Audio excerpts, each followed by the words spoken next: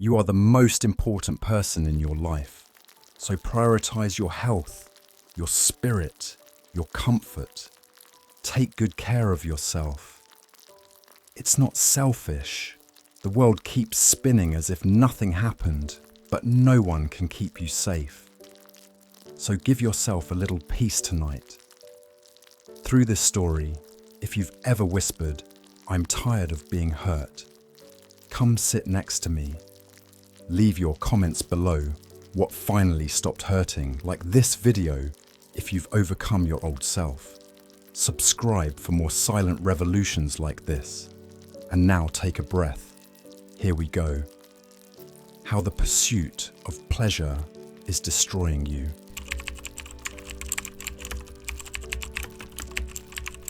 It starts small, a piece of chocolate after a long meeting, a slice of cake because you deserve it after a hard day, a quick, sugary coffee to wake up your brain before a presentation.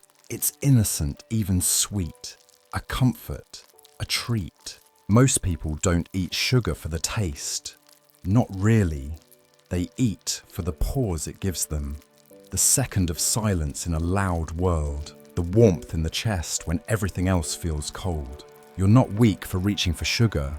You're human. And like every human being, you crave relief. But here's the honest question: relief from what? Stress, loneliness, exhaustion, maybe even boredom. There's a subtle emotional hunger sugar can't fill no matter how many calories it offers. You might feel good for a moment, but then the crash, the guilt, the tired body, the restless sleep, and worse, the feeling that you've failed yourself again. But what if you didn't fail? What if this sugar addiction isn't about willpower, but about unmet emotion? Lisa was 38. She came to me not because she wanted to lose weight, but because she couldn't stop crying every night.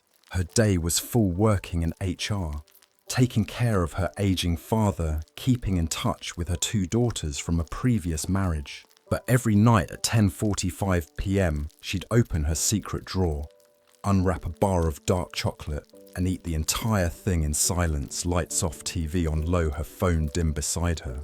"It's the only time of the day that feels like mine," she said, "but also the most lonely." Her body didn't crave chocolate. Her heart did. She wasn't eating sugar. She was consuming silence, softness, space, something gentle, something that didn't demand. Lisa didn't need another diet. She needed rest and the permission to feel sad. Together we worked not on her snacks, but on her sadness. Next time you feel a craving for something sweet, try this instead. Pause. Place both feet on the ground. Sit or stand still. Breathe. Inhale slowly through your nose for 4 counts. Exhale gently for 6. Name. Ask, what am I really hungry for right now? Touch. Hold your hands. Place one over your heart. Feel. Decide. From that place, not impulse, choose what you do next. Sometimes you'll still eat the chocolate. That's okay. But now it won't own you. You'll be present for it. And presence changes everything. The philosopher Epicurus is often misunderstood. People think he was about indulgence and pleasure. In truth, he believed pleasure was the absence of pain and fear. He said the highest pleasure was ataraxia, tranquility, not sugar highs, not dopamine rushes, but peace. Epicurus avoided overindulgence because he knew it led to restlessness. And to suffer from desire is not pleasure, it's a kind of prison. Ask yourself, am I choosing this to nourish or to numb? Is it pleasure if you need more of it every day to feel less empty? Sit with this. Let it bother you if it must, because your discomfort might be the doorway out. Choose one sugar ritual. You usually do a morning frappuccino, a nightly sweet, a mid-afternoon candy, and replace it for 7 days with one of the following: lighting a candle and sitting for 3 minutes in silence, rubbing a calming essential oil on your wrists, wrapping yourself in a soft blanket and listening to one gentle song, writing a 2-sentence note to your future self. You are not punishing yourself by removing sugar. You are replacing artificial sweetness with something real. You are learning to offer yourself kindness without calories. Sometimes when you eat late at night, when you overdo it with cookies or energy drinks, when you reach for that sugar, you're not being bad. You're remembering being 5 or 9 or 16, when life felt unpredictable, and someone gave you a sweet to help you stop crying, or maybe you found it yourself. Sugar was your way to survive. So let's not shame the younger you. Let's say, thank you. You did what you could with what you had, and now I can take care of us differently. Forgive the part of you that thought the chocolate would make the ache go away. It wasn't about chocolate. It was about being held. You can learn to hold yourself now. Pleasure isn't evil, but when it becomes our only escape, it turns into a silent destroyer. Not because it's bad, but because we've forgotten what we really need. Rest, stillness, connection, self-trust. This week begins small. Let one sugar-filled moment become a mindful one. You're not here to chase sweetness. You're here to remember that you already are.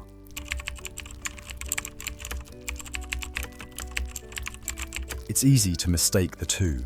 Pleasure feels like a wave of warmth, a rush, a release. For a moment, it's as if everything that hurt has been hushed. Peace, on the other hand, is quiet. So quiet, we often don't recognize it when it comes. It doesn't announce itself with dopamine. It doesn't explode with reward. It simply arrives, like the sun rising behind your back. But we've been taught to chase pleasure, and in doing so, many of us have lost our ability to sit in peace. Somewhere inside, you may feel it already, a restlessness. Not quite anxiety, not quite sadness, but a deep, vibrating hunger for something more. You open social media, you scroll, you tap, you get attention, you give attention, you reply to messages, you wait for someone to say something that makes you feel real. For 5 seconds it works, then it vanishes, and you're left with an echo. What is that echo? Loneliness, maybe, or the discomfort of being with yourself without entertainment. You're not wrong for feeling this way. You're not weak for wanting connection or for trying to fill silence. But you might be mistaking stimulation for serenity, and that confusion can cost you your center. Jenna was 29 when she told me, "I think I'm addicted to people." It wasn't romance. It wasn't even sex. It was attention. Every few minutes she checked her phone. She posted often. She crafted clever captions. Her photos were perfect, filtered, curated. "I just like the feeling when someone replies," she said, "like I matter." But when no one messaged, her body filled with dread. She felt invisible. Together, we explored something deeper. She'd grown up in a house where silence meant danger. Her father would grow cold. Her mother would cry. No one ever explained why. So she became the entertainer, the fixer, the one who made everyone feel better. In exchange, she felt safe. But that old survival strategy had turned into an invisible addiction, one where attention felt like affection, and without it, she unraveled. She wasn't craving pleasure. She was terrified of peace, because to her peace felt like abandonment. When you notice yourself reaching for the next hit of attention, try this. Pause whatever you're doing, especially if you're about to post, scroll, or text, just to feel something. Close your eyes and bring your awareness to your chest. Breathe deeply through your nose for a count of 5. Exhale for 7. Ask yourself, can I stay here, just with me, for 30 seconds? No judgment, no punishment. You're just learning the difference between attention and presence. The Stoics spoke often of apatheia, a state not of apathy, but of peaceful clarity. It is what remains when your desires no longer control you. Seneca once wrote, "It is not that we have a short time to live, but that we waste a lot of it." How do we waste it? By pursuing pleasure after pleasure, like a thirsty man drinking salt water. Pleasure tells you to chase. Peace tells you to stay. Pleasure disappears the moment it arrives. Peace deepens the longer you sit with it. What if your peace begins where your pleasures end? Ask yourself this in the quiet of night. Would you even recognize peace if it walked into the room? Or would you be too busy refreshing your screen to notice? Every morning before you check your phone, try this instead. Light a candle or just sit by a window. Breathe in through your nose. For 4 counts, hold for 2, exhale for 6. Ask silently, what do I need to feel grounded today? No screens for 15 minutes. It may feel odd at first, even uncomfortable, but discomfort is the doorway to something deeper, your nervous system recalibrating from addiction to awareness. Over time, this sacred pause will become your anchor. You'll begin to feel peace, not as boredom, but as belonging. There's a child inside you that just wanted to be seen. There's no shame in that. You wanted to be recognized, valued, held. Of course you did. And in a world that offers praise, likes, comments, and emojis as a stand-in for intimacy, of course you'd get hooked. But you're allowed to outgrow the hook, not by shaming yourself, but by whispering, I see you. I know why you needed that. And we're safe now. Forgive yourself for the way you chased love. You're learning how to receive it without begging for it. Pleasure is loud. Peace is quiet. Pleasure is quick. Peace takes time. Pleasure is addictive. Peace is nourishing. You were never wrong for wanting to feel better. But if you've been chasing highs and finding yourself lower than before, maybe it's time to ask a new question. Not, what makes me feel good right now, but what brings me home to myself? This week, let one moment be about stillness instead of stimulation. Even 30 seconds of peace is a revolution in a world addicted to noise. You are not missing something. You are remembering something that was always yours. Peace, presence, you.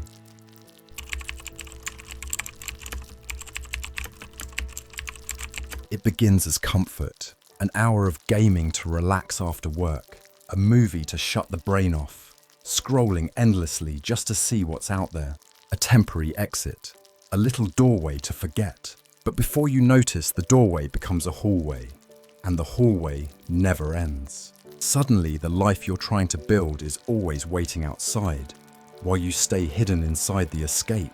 This is where pleasure begins to destroy, not loudly, but quietly, not violently, but softly, like a fog that never lifts. Let's be honest, sometimes the world is just too much. Too many responsibilities, too much noise, too many feelings you don't know how to hold. So you escape, not to be selfish, but to breathe, to disappear for a little while. There is no shame in that. But here's the truth we avoid when escape becomes your only relief. It becomes your new reality.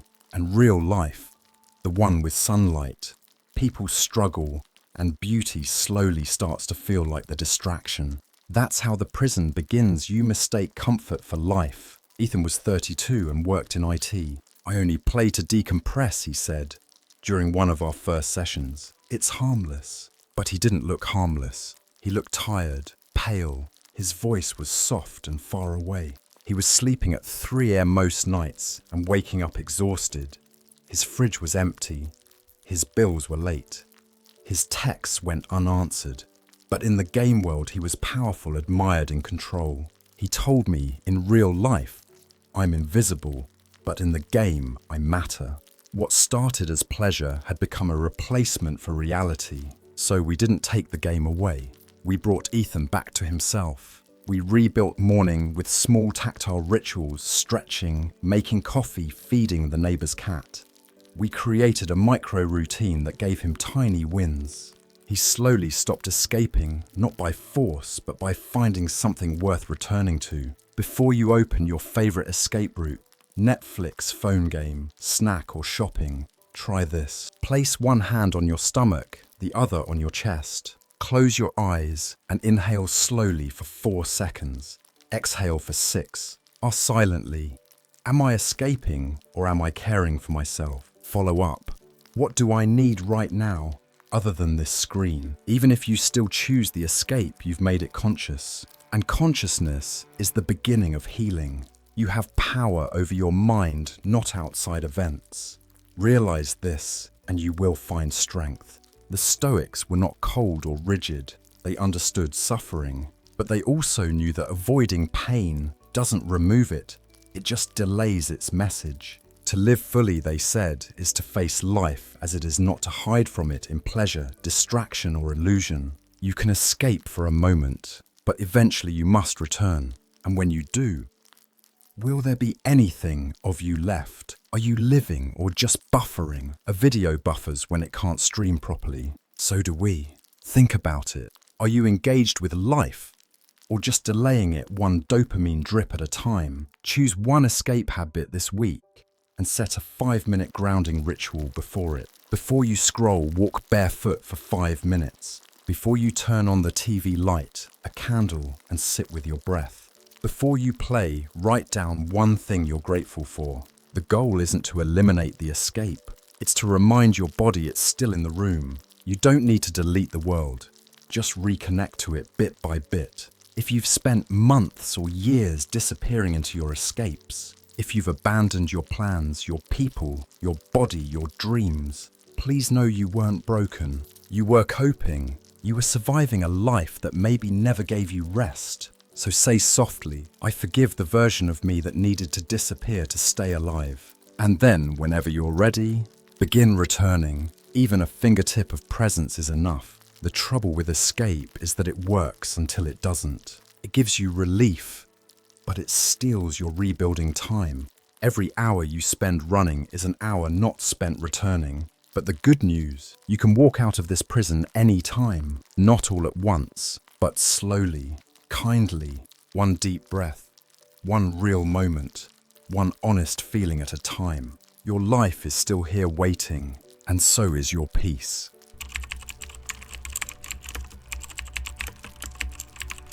Some pleasures are so sneaky they wear the mask of virtue, helping others, being dependable, always saying yes. It sounds noble, even admirable, but underneath, a quiet desperation to feel wanted. Because when you've built your identity around being needed, the idea of not being needed feels like death. This is the pleasure of usefulness. And like all pleasures, when pursued blindly, it turns to poison. 1. Accept and share emotions. Let's pause for a moment. Have you ever felt exhausted by your own kindness? Not just tired, but emotionally worn down from always being the strong one, the helper, the rock. And yet, you keep showing up. Keep saying yes. Keep offering more. Because if you stop, who will you be? There's a voice in you that says, if I'm not helping, I'm nothing. Let's be tender with that voice, not judge it. That voice comes from a very old wound, often from childhood, when love was earned, not given freely, when approval came from being the good one, the responsible one. So now as an adult, the pleasure of being needed becomes your oxygen. But what if there's another way to breathe? 2. A healing story, Maya, and the motherhood that never ended. Mia was 41, divorced, and raising 2 teenage sons. She also cared for her elderly father, organized her workplace team, ran errands for her neighbors, and never let herself sit still. I just don't want to let anyone down, she told me. They need me. But her eyes were dim. Her body slouched, her voice shook with invisible weight. She hadn't taken a weekend for herself in over a year. She hadn't cried in public since her divorce. She said, if I fall apart, everything will collapse. In truth, she wasn't afraid of collapse. She was afraid of irrelevance, of being no one to no one. So we made space for something radical, not less responsibility, but more self-recognition. We practiced saying, I matter even when I'm not fixing everything. The world didn't fall apart. Mia just stopped carrying it on her shoulders alone. Before you jump to help someone today, pause and try this. Close your eyes for 30 seconds. Inhale slowly through the nose. Exhale gently through the mouth. Place your hand on your heart and whisper, I'm allowed to rest. Ask gently, do I want to help? Or do I feel afraid not to? Give yourself permission to say, not now, without guilt. Because your worth isn't in what you do for others, but in who you are when you're alone. In Buddhist thought, Even attachment to good things can become suffering. Helping others is beautiful, but if your identity depends on being the one who helps, you become a prisoner of your own generosity. The Stoics warned us too. Epictetus said, "Never depend on the admiration of others. There is no strength in it. Personal merit cannot be derived from an external source. Being needed feels good until you confuse it with being loved. Real love allows you to rest. If their need for you is your only identity, who are you when they no longer call? Let that sit in your chest for a while. Who are you without the doing?" 6. Lifestyle change. One sacred no per week. Choose one task this week that you normally say yes to out of habit or guilt and say no. Not rudely, not with anger, but with clarity and love. Examples: I can't stay late today. I need a quiet evening. I'm not available this weekend, but I care about you. I need rest. I'll check in when I'm able. Then use that time for something that nourishes you, not as a reward, as a right. You don't have to earn rest. You just have to allow it. Let's tell the truth. You've probably overgiven in your life because you were afraid. Afraid that if you stop giving, you'll be left behind, forgotten, unneeded, unloved. But here's what no one told you. You are lovable even when you are silent. You are worthy even when you are not useful. You are enough even when you rest. Forgive the part of you that thought exhaustion was the price of belonging. You don't have to disappear in service of others anymore. You can serve and still be whole. You can help and still be human. You can love and still lie down. The pleasure of being needed is powerful, but it can also be a cage. At first you feel important. Later you feel trapped. So today begin with a simple truth. You are allowed to matter without earning it. You are allowed to love others without losing yourself. And most importantly, you are allowed to stop, breathe, and not explain yourself. This week, choose rest over rescue. Choose presence over performance. And let the world turn without you holding it up. It will. And you'll finally see you were never just needed. You were cherished.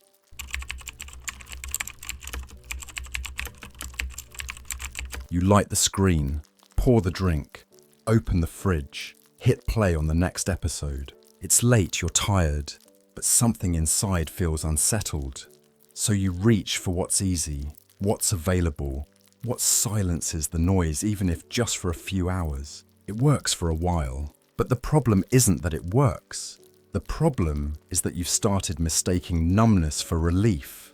And numbness doesn't heal you, it just hides you from yourself. Let's take a moment and be honest. Have you ever found yourself scrolling past midnight, too tired to feel, too wired to stop? Or drinking something just to not think anymore? Or watching show after show, not because you're enjoying it, but because the silence feels unbearable? It's okay. You're not broken. You're trying to survive. There's something painful inside. Maybe unnamed, maybe old. And you've been coping the only way you knew how, by turning the volume down on your inner world. But turning the volume down doesn't make the music go away. It only makes you forget what it was trying to say. Victor was 35, working in sales, and lived alone in a modern high-rise. From the outside, he seemed successful, well-dressed, well-spoken, even charming. But every evening after a day of being on, he'd go home, sit in the dark, pour a drink, and turn on some background noise. Nothing loud, just something to not feel so alone. He didn't consider himself an addict. "I only drink 2 to 3 glasses, he said. It's to unwind." But he didn't realize he hadn't cried in 5 years, hadn't spoken vulnerably with a friend in 2, couldn't remember the last time he felt joy. He felt nothing, and it scared him. We didn't start by removing the alcohol. We started by asking, what are you afraid you'll feel if the numbness wears off? The answer, everything. We walked slowly through that. We cried, and little by little, the numbness gave way to grief, and grief gave way to clarity, and clarity led to life. Next time you feel yourself reaching for something to escape with your phone, your drink, your routine, Try this. Sit down and close your eyes. Slowly breathe in for 4 counts out for 6. Gently scan your body from head to toe.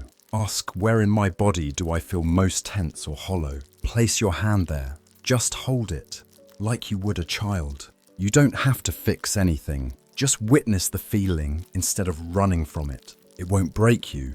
It's trying to free you. In Buddhist thought, suffering arises not from pain, but from our craving to avoid it. The more we run, the more pain gains power. The goal isn't to be happy all the time. It's to learn how to sit with discomfort without needing to escape it. Relief comes not from drowning it out. Relief comes from allowing what is without judgment. There's a difference between softening your pain and sedating your soul. If it numbs you, it owns you. Think about that. Freedom doesn't come from what feels good. Freedom comes from what keeps you awake. Choose one daily habit where you usually numb out and do it in silence for just 5 to 10 minutes. Examples: no music during your shower, just water and breath. No phone while eating lunch, just chewing and noticing. No screen as you fall asleep, just darkness and stillness. At first it may feel uncomfortable, even boring, but boredom is a gift. It's the crack in the wall where creativity, emotion, and truth begin to slip through. You're not bored. You're returning to yourself. If you've spent years numbing through alcohol, binge-watching, overworking, scrolling, or zoning out, please know this. You didn't do it because you were lazy or weak. You did it because you needed to disappear, because life was overwhelming, and you were never taught how to feel without falling apart. So today, softly whisper, I forgive the part of me that needed silence more than truth. And when you're ready, take the first real step. Feel something, no matter how small, a breath, a heartbeat, a flicker of discomfort. That's where aliveness begins. Numbness is easy, comforting, predictable. It asks nothing of you except your presence. Relief is harder. It requires facing what you've avoided, feeling what you've buried, honoring what you've forgotten. But relief heals, relief restores, relief reconnects. This week, choose one moment to feel instead of fleeing. Let your boredom teach you. Let your breath remind you. Let your pain speak softly. You don't need to sedate yourself to make it through the night. You need to return to yourself, and you can, right now.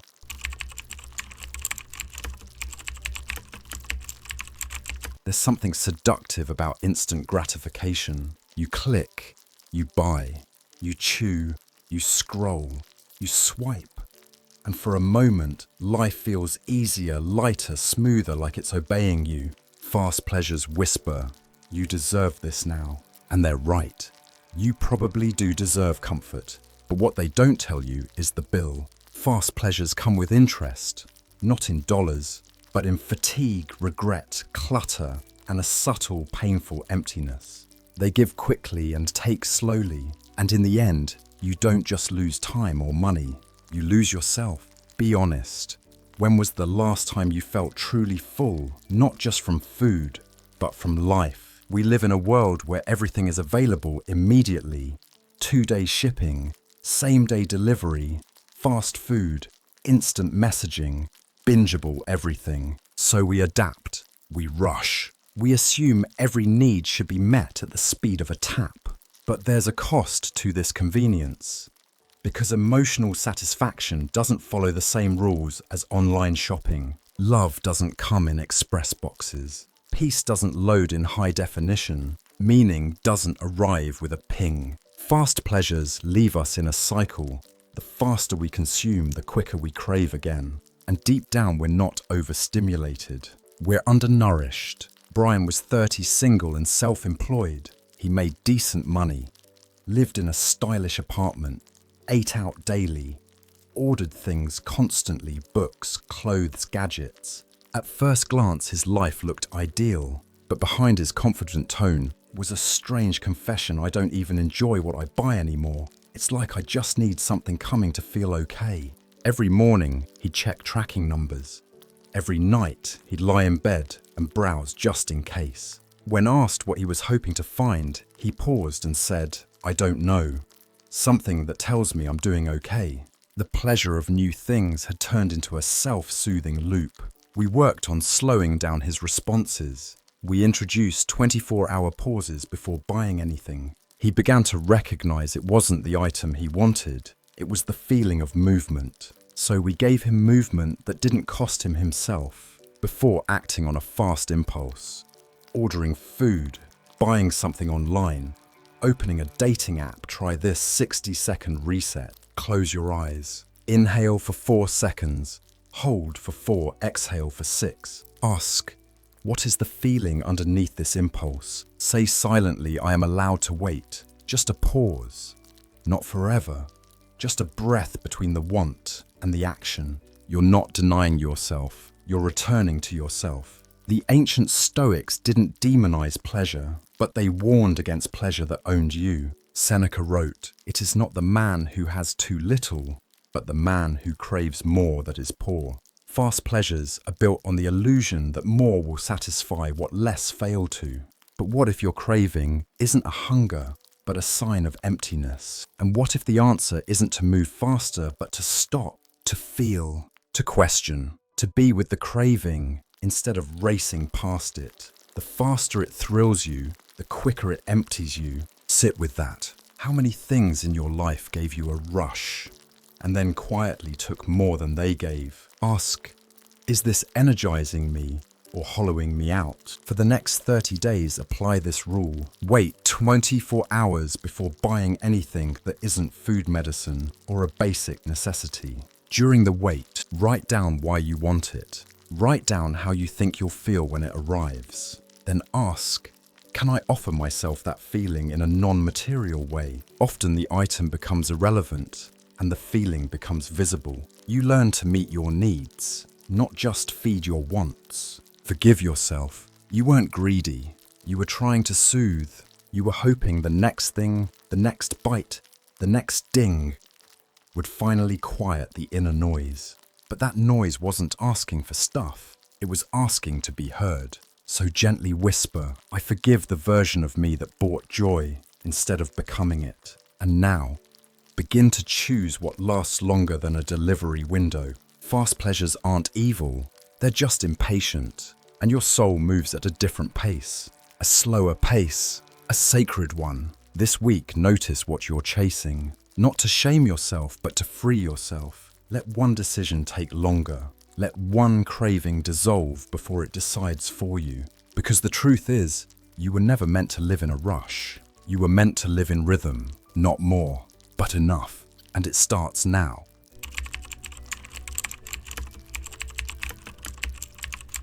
Let's be honest. Sex can be beautiful, sacred, healing. It can also be a trap. Because sometimes we're not seeking connection. We're seeking anesthesia. The body touches, but the heart hides. The skin collides, but the soul flinches. And afterward, instead of feeling closer, we feel emptier. This is what happens when sex stops being an act of intimacy and becomes a tool of escape. It's not pleasure anymore. It's sedation. Have you ever woken up after a night of passion and felt hollow? Not because it was wrong. Not because you were bad, but because it wasn't real.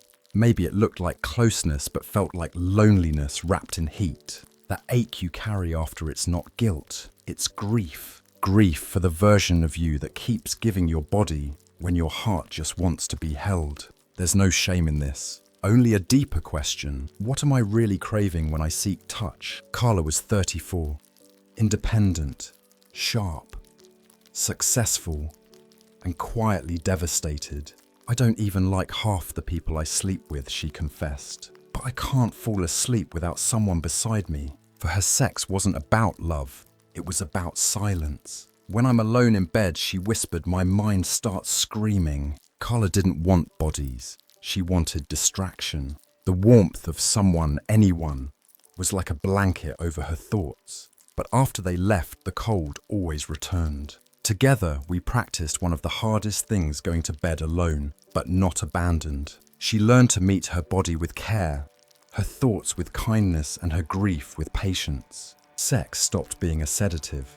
It started becoming sacred again. Tonight, instead of reaching for someone or something to distract you, try this. Sit or lie down comfortably. Place one hand on your heart, one on your belly. Inhale deeply, exhale slowly. As you breathe gently, rub your arms, your legs, your face, like you would a child who's scared. Silently say, "I'm here with you. You are safe." This isn't about denying your need for touch. It's about remembering that not all touch needs to be taken from someone else. You can offer it to yourself too, but it's not about performance or conquest or escape. It's about presence. In Tantra, the slow meeting of two bodies becomes a gateway into the divine, not because of the physical pleasure, but because of the presence it demands. The problem isn't desire. It's using desire to mask emotional starvation. As the Stoics might remind us, we suffer more from our imagination than from reality. So when you imagine that someone's touch will heal what hasn't been spoken, you give them a task they never agreed to and a power they don't deserve. How close do you feel after the pleasure fades? Sit with that. Not during, not in the heat, but after, when the lights are off, when the noise stops. What remains? Choose 1 week to focus not on sexual connection, but on platonic emotional intimacy. Call a friend and talk without distraction. Share a fear with someone you trust. Give a long, present hug without agenda. Look someone in the eyes and just listen. Let your nervous system remember what real closeness feels like without needing to take your clothes off. Not because sex is bad, but because touch without depth can hollow your heart over time. You offered it because you were cold, because your loneliness was louder than your self-worth, because at some point someone taught you that being desired was the closest thing to being loved. So tonight, say softly, "I forgive the version of me who gave what I didn't truly want to receive." You are more than the hands that touched you. You are more than the memories you regret. And you are allowed to begin again. Sex at its best is communion, but when you use it to sedate what hurts you, wake up more fractured than before. This isn't about shame, it's about choice. It's about asking, am I using this to escape or to connect? Am I offering my body while abandoning my heart? This week, let your skin rest. Let your nervous system settle. Let your soul be touched by something slower, gentler, truer. Not because you're broken, but because you're remembering your body is not a bargaining chip for love. It is a temple of presence, and you are already worthy of real connection.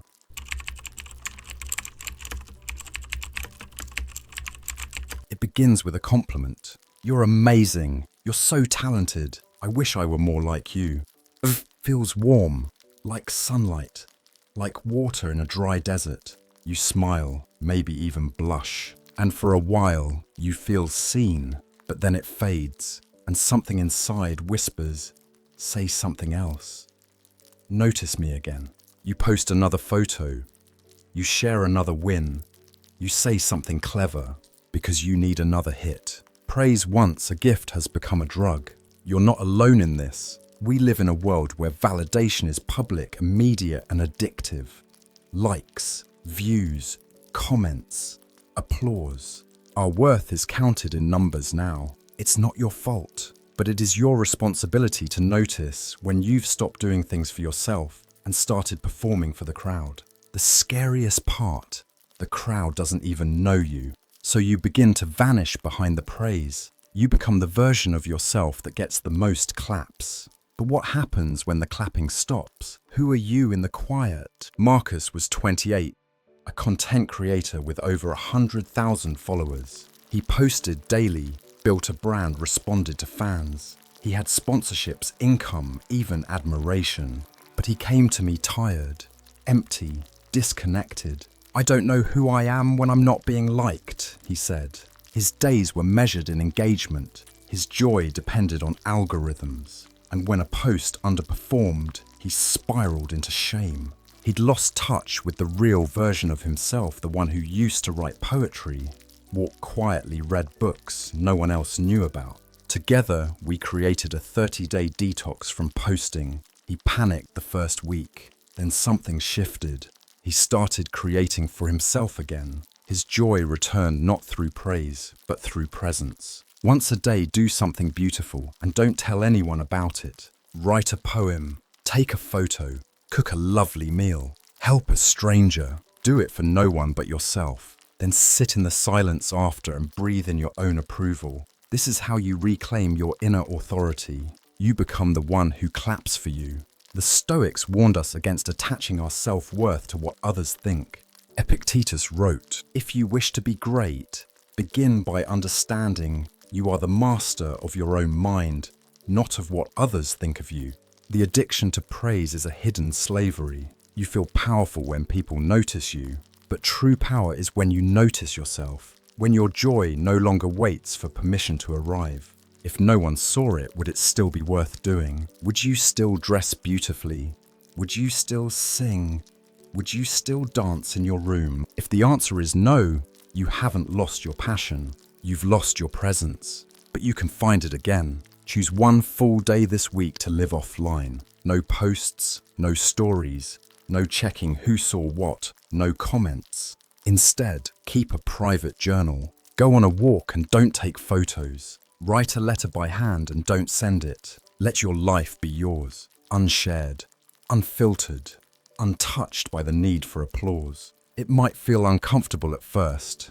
That's detox, but it's also freedom. Let's be gentle here. If you've been chasing praise, refreshing screens, checking stats, needing someone to say, "You matter," it's not because you're vain.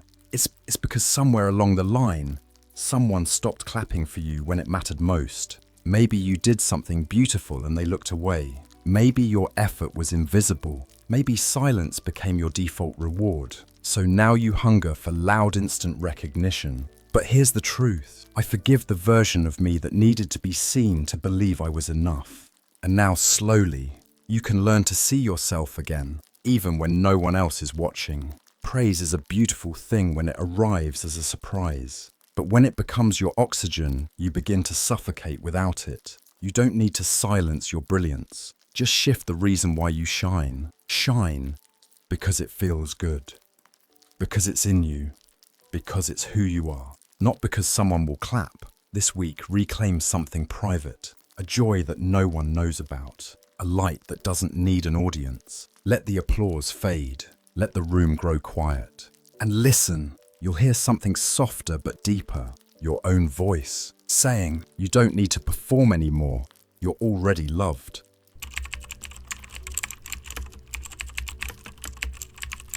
Control feels safe. You plan everything. Keep your calendar full. Answer every message. Anticipate every possible mistake before it happens. People think you're responsible, reliable, on top of things. But underneath that perfect structure, anxiety, tension, exhaustion from managing not only your life, but everyone else's emotions. Control pretends to be peace. But it's not peace. It's fear, dressed up as order. Sometimes you don't plan because you love structure. You plan because the thought of not knowing terrifies you. You double check because you can't relax unless everything is handled. You take over conversations, projects, even other people's decisions because it feels safer to do it yourself than to watch something go wrong. But the calm you feel after controlling everything, it doesn't last. Because the truth is, the world was never meant to obey you, and trying to force it into submission only creates a storm inside. Sarah was a 42-year-old mother of two, working as a school administrator. She had a spotless home, color-coded spreadsheets, weekly meal plans, and emergency backup plans for her backup plans. Her days were organized to the minute, but when she sat across from me, her hands shook. "I'm tired of being the one who has to hold everything together," she said. She couldn't sleep. Her jaw ached from clenching. She was snapping at her kids for leaving crumbs on the counter. We dug deeper and found something tender. Sarah's childhood had been chaotic. An alcoholic parent, broken promises. She never knew what each day would bring. So she became her own anchor. Control had saved her. But now it was strangling her. We began slow work, trusting spontaneity, embracing imperfection, letting people help. She cried the first time she left the dishes in the sink overnight. And then she slept. Each day, find one small thing to let go of. Examples: leave one task unfinished overnight. Let someone else plan the day. Show up without rehearsing. When the discomfort rises, breathe through it. Say silently, I don't need to hold everything. I am still safe. This isn't about being messy. It's about being free. In Taoist wisdom, control is not the goal, flow is. The Tao Te Ching teaches us water is fluid, soft and yielding, but water will wear away rock. Trying to control every detail of your life is like trying to sculpt a river with your hands. The Stoics agreed what's within your control is limited, your thoughts, your choices, but not outcomes, not people, not fate. Peace isn't found in domination, it's found in letting go. If your peace depends on everything going your way, is it peace or performance? Let that sink in. Peace that collapses under chaos was never peace at all. Designate 1 hour each week where you don't plan or control anything. Go for a walk with no destination. Let someone else choose dinner. Don't check your to-do list. This hour is your practice ground for trust, spontaneity, and surrender. It may feel terrifying, but eventually it may feel like breathing. You didn't become controlling to be difficult. You became controlling because you were once a child who needed safety and no one gave it to you. So you built safety out of schedules, lists, routines. You built it all by yourself. You deserve so much credit. But now you can forgive yourself for needing things perfect. Now you can say, I forgive the version of me that clung to control just to feel safe. You're allowed to live in a world that doesn't follow your script. Because sometimes the most beautiful scenes are the ones we didn't plan.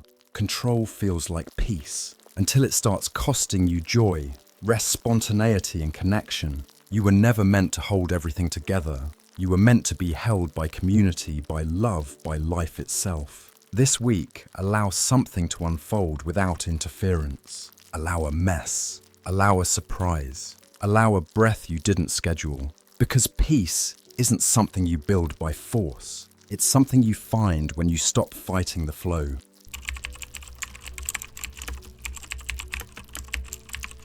Revenge feels good at first. You tell yourself it's justice, that they had it coming, that you're just setting the record straight. The idea of getting even gives you energy, clarity, even purpose. It feels clean, righteous, powerful. But here's the part no one talks about. The pleasure of revenge is borrowed energy, and the interest it charges is your peace. Because even after you win, the pain stays. You were hurt. Someone betrayed you, disrespected you, took something they had no right to take: your trust, your love, your dignity. Of course you felt angry.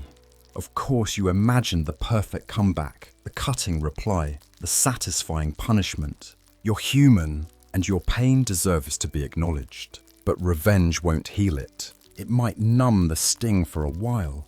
It might give you the illusion of power. But underneath, the wound remains unclosed. Because revenge doesn't soothe the wound, it feeds it. Darius was 38, a successful small business owner. But his life was frozen around one event. His ex-business partner cheated him out of thousands of dollars and ruined their friendship. I think about it every day, he told me. Every single day. He rehearsed revenge fantasies like mantras, drafted angry emails, watched for his ex's failures online. He said, when he finally gets what he deserves, then I'll relax. But years passed. The revenge never came, and Darius was still stuck. We began with a shocking idea. What if your freedom doesn't need his apology? It took time, tears, rage, stillness. But eventually, Darius stopped rehearsing the past and started reclaiming his present. Forgiveness didn't mean the betrayal was okay. It just meant it no longer controlled him. When revenge thoughts rise up, try this simple 5-step release. Sit down. Close your eyes. Breathe in deeply through the nose, out through the mouth. Bring the person's face to mind, not to fix, but to witness. Name the emotion, anger, pain, betrayal. Silently say, you no longer get to live rent-free in my mind. Exhale, imagining that pain leaving your body. Do this as often as needed. You're not weak for needing to let go 100 times. You're strong for choosing peace over poison. Marcus Aurelius wrote, "The best revenge is to be unlike him who performed the injury." Stoicism never said we should feel nothing, but it did say, your peace is too precious to be owned by your enemies. Revenge may feel like reclaiming power, but real power is walking away with dignity, with silence, with your inner balance intact. If your revenge still owns your peace, then it already won. You may have been right, you may still be right, but being right won't help you rest at night. Only release can do that. Take time this week to write a letter to the person who hurt you. Say everything, rage, cry, be raw, be honest, hold nothing back. Then don't send it, burn it, tear it, bury it. Let that version of you, the one who waited for justice, go. You don't need them to make it right. You just need you fully present, finally free. You were trying to guard your heart, your story, your dignity, but at some point, the anger stopped serving you, and she started shaping you.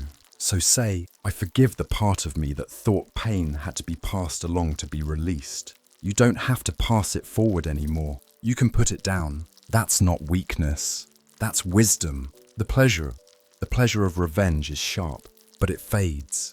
And when it fades, what's left? Resentment, obsession, a life built around the very person who hurt you. You don't deserve that. You deserve peace, even if they never say sorry, even if they never lose, even if they never suffer like you did.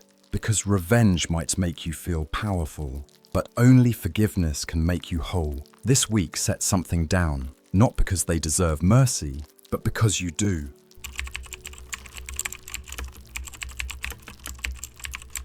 There's a thrill to achievement, the promotion, the applause, the degree, the compliments, the likes, the approval in someone's eyes when you finally make it. It feels like joy.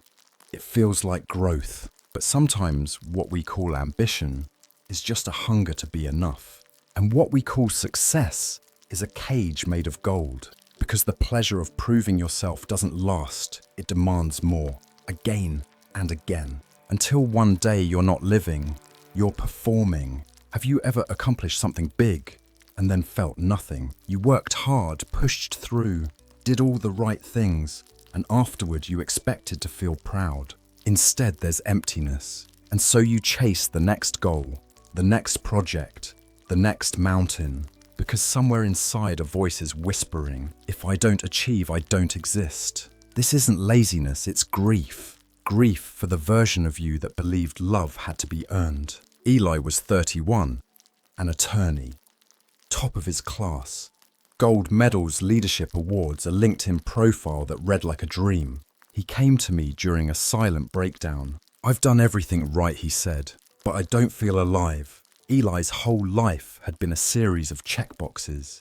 Every goal achieved was followed by a bigger, shinier one. His identity was built on being impressive, but in the quiet moments he felt like a ghost. We started simple, not with mindset hacks, but with the terrifying question, who are you when you're not trying to impress anyone? At first there was no answer, but slowly through silence, long walks, journaling, saying no, Eli began to remember the boy who once drew comics just for fun. That boy didn't need applause. He just needed space to be real. Once a week, schedule an hour where you do something with no measurable outcome. Draw, play music, garden, nap in the sun, watch clouds. Set a timer if you need to. The goal is not progress, it's presence. Let your nervous system learn that it's safe to exist without earning anything. The Stoics warned us, if your peace depends on things you don't control, status, reputation, results, then your peace is temporary. Epictetus wrote, if you want to improve, be content to be thought foolish and stupid.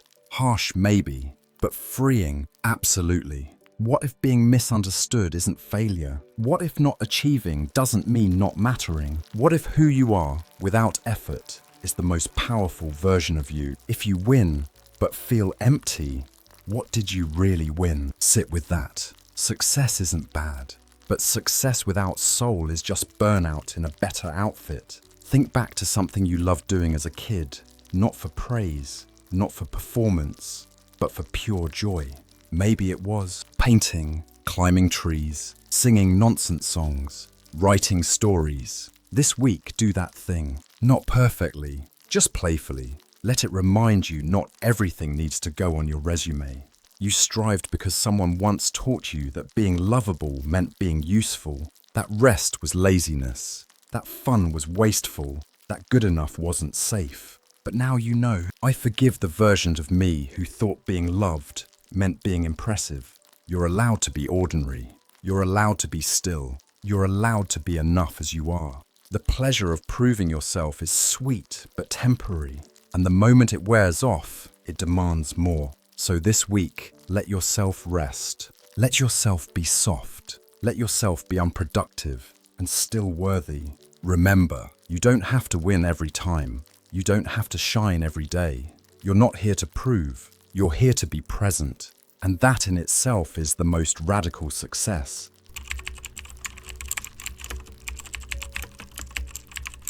Sometimes healing isn't loud. It doesn't come with trumpets or applause. Sometimes it arrives like this, a deep sigh after years of holding your breath, an early bedtime, a cup of tea instead of a glass of wine, a morning with no agenda. Not because you've won, but because you finally stopped fighting. This is what it feels like when you stop chasing pleasure and start listening to peace. You've tried everything, the food, the people, the promotions, the scrolling, the proving, the pleasing, the planning, the escaping, and each thing gave you something, but not what you truly needed. What you needed wasn't more excitement, it was rest. Not just physical rest, but the kind that comes when your nervous system whispers, it's okay to stop now. But so stopping song is scary, because what if you stop running and discover there's nothing left? Let me gently offer this. You will not find nothing. You will find yourself. Leela was 36, a graphic designer, mother of one, and perpetually exhausted. I've been tired for 5 years, she said during our first session. I haven't felt real joy in forever. She wasn't addicted to any one thing. She was addicted to doing. She called it momentum, but it was just fear. Fear that if she stopped moving, she'd fall apart. Then one weekend, her body made the decision for her. Fever, burnout, a full crash. She stayed in bed for 2 days. No emails, no meals, no checking on others, no guilt. And something strange happened. She felt peace. It was quiet. It was subtle, but it was hers. That was the beginning of her return. Not by adding more, but by doing less. Tonight before sleep, try this. Lie on your back in bed. Lights off. No phone. Place one hand on your heart, one on your belly. Inhale for 4 seconds. Hold for 2. Exhale slowly for 6. Silently say, nothing to fix. Nothing to prove. I am allowed to rest. Repeat this 3 times. Let the quiet arrive. Let it hold you. The modern world rewards productivity, but ancient wisdom revered stillness. Lao Tzu wrote, muddy water let stand becomes clear. Stillness isn't failure, it's clarity. The Stoics taught that a still mind is an invincible mind, not because it never feels, but because it doesn't run. When you stop chasing pleasure, you begin to sense something deeper, sufficiency, the quiet knowing I am already enough. When you no longer chase pleasure, you discover presence. This isn't about giving up joy. It's about no longer outsourcing your peace. Presence is what remains when all the noise fades. Rebuild around slowness. Make a commitment. 1 week of intentional slowing. Examples: walk slower, speak slower, eat without multitasking, do one thing at a time, leave white space in your day. This isn't laziness. This is retraining your nervous system to know that it's safe to live without frenzy, that stillness isn't dangerous. It's healing, that quitting a goal meant you were giving up. But here's what they didn't teach. Sometimes quitting is sacred. Sometimes letting go is survival. Sometimes stepping away is how you step into your real life. So say gently, I forgive the part of me that only felt safe while rushing. I forgive the part of me that feared silence. I forgive the version of me that didn't know peace was possible. And now let yourself rest. This is the quiet after quitting the chase, the performing, the proving, the needing, after quitting the illusion that pleasure will save you. You don't have to be exciting, impressive, perfect, needed, productive. You just have to be. Breathe. Notice your heartbeat. Feel your body. That's enough. This is your life, not the edited version, not the filtered performance, but the real one. Unrushed, unpolished, unapologetically present. This week, do nothing big. Just soften. Let the quiet find you. And when it does, let it stay. You were never looking for pleasure. You were longing for peace. We began with a difficult truth. Not all pleasure heals. Some pleasures, especially when consumed on autopilot, slowly destroy us not through pain, but through numbness, avoidance, and illusion. Each of the 12 parts in this series uncovered a different disguise that pleasure can wear. Sometimes it comes as sugar after a hard day. Sometimes as attention mistaken for love. Or the escape into screens, seduction, overachievement, or control. Even praise can become a drug, and revenge can feel like a solution. But beneath every one of these habits is something deeper and more honest. A desire to feel seen, to feel safe, to feel that we belong without needing to earn it. We've all been there. We've all reached for quick comfort instead of slow presence.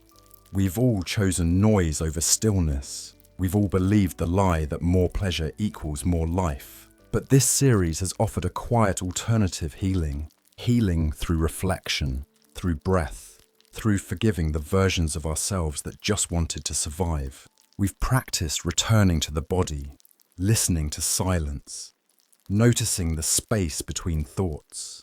And with each practice, the chase slows, the need fades, and such as something else emerges peace. Not the loud, performative peace of perfection, but the soft kind, the still kind, the kind that doesn't need applause. You've made it to the end of this journey not by becoming someone else, but by remembering who you are beneath the noise. You are not what you achieve. You are not what you consume. You are not who you impress. You are who you are when all that fades. So as you close this series, carry this invitation with you. Let go of the pleasures that leave you emptier and begin to live the kind of life that doesn't demand escape. Slowly, kindly, quietly, not because you finally earned it,